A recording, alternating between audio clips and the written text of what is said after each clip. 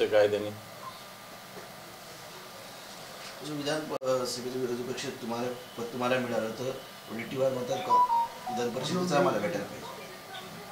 मला असं वाटतं अजून बाजारात तुरी आहे, त्यामुळे ज्या तुरी बाजारात आहे अजून त्याच्यावर फार चर्चा करावी असं मला तरी वाटत नाही. कारण अजून या सगळ्या गोष्टीचा खुलासा व्हायचा आहे आणि खुलासा झाल्यानंतर या गोष्टी होतील. महाविकास आघाडी एकत्रित बसून याच्याविषयी निर्णय घेईल. शिवसेना शिंदे गटाला असं वाटतंय की माहिती सरकारमधील त्यांची शक्ती कमी करण्यासाठी भाजप राष्ट्रवादी प्रयत्न करत आहे किंवा काम करत आहे. हे तर केलंच ना त्यांनी,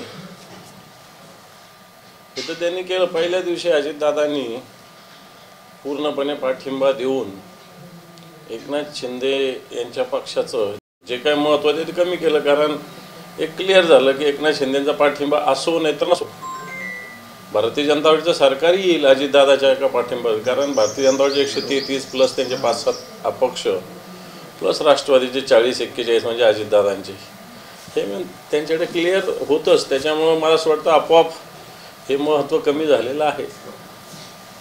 जर तुम्ही आज बीडला जात आहे, परभणीला जात आहे, परभणीला कालची परिस्थिती भयंकर होती, दगडफेक झाली, सगळं झालंय, जाळपोळ झालाय.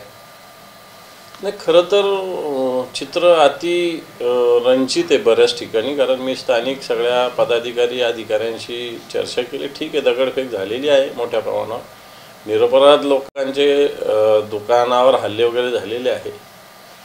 संविधानाचा ज्या पद्धतीनं प्रतिकृतीचा अवमान झाला याच्याविषयी ताबडतोब जर प्रशासनाने कडक पावले उचलली असती तर मला असं वाटतं पुढच्या घटना घडल्या नसत्या.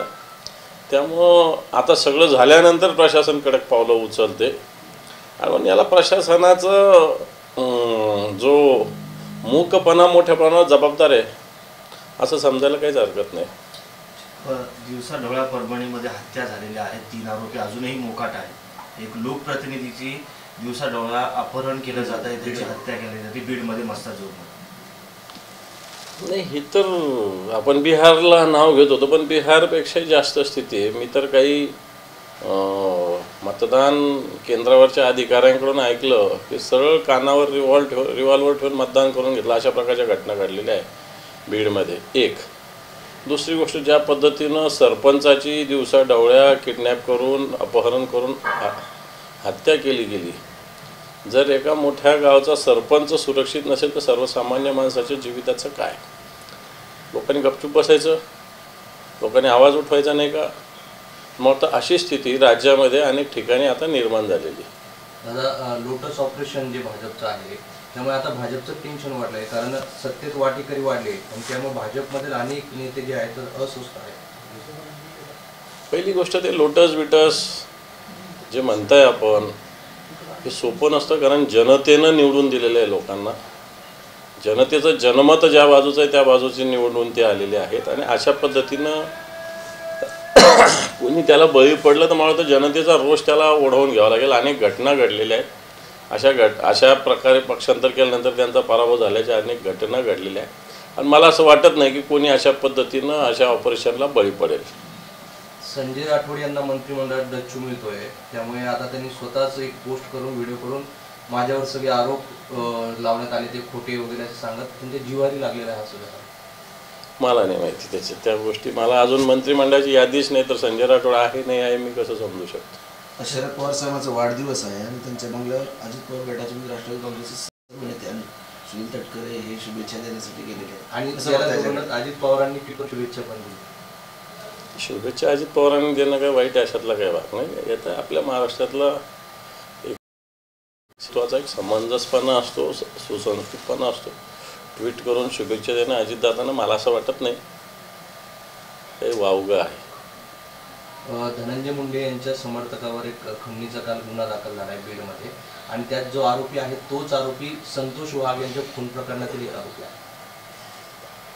सरपंच हे सगळं लक्षात येतं ना, लिंक कुठून कुठपर्यंत पोहोचते, याच्यात कोण दोषी आहे, कोण या सगळ्या गोष्टी चालवतात, हे मला असं वाटतं या सगळ्या गोष्टी याच्यातून सुस्पष्ट होत आहेत. भाजपचे अधिवेशन जानेवारीमध्ये छत्रपती संभाजीनगरमध्ये होणार आहे आणि 30,000 भाजपच्या कार्यकर्त्यांना ते या ठिकाणी निमंत्रित करणं एक प्रकारे पुढे होणाऱ्या निवडणुकांचं बिगुल इथून वाजणार आहे अशा पद्धतीचं सांगितलं आहे. कसं माहिती त्याला अजून आहे की नाही आहे असं अधिवेशन सगळ्या पक्षाचे होत असतात नियमित. आता त्यांनी ही जागा निवडली असावी, त्याच्यात काय विशेष. नरेंद्र मोदी येणार आहे कोणी येऊ, मोदी येऊ नाही तर आणखी कोणी येऊ, त्यांनी काय पक्षाची अधिवेशनं होत असतात सगळ्या पक्षाची, तसं त्यांचं होत असेल असं मला वाटतं. बाकी याच्यावरती काय समजायचं.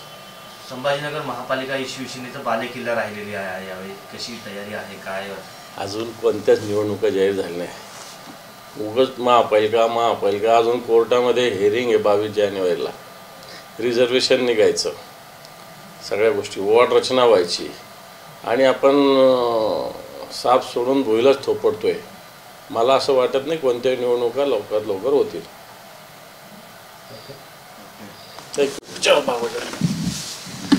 आपल्या दौऱ्याचं शेड्यूल तुमचं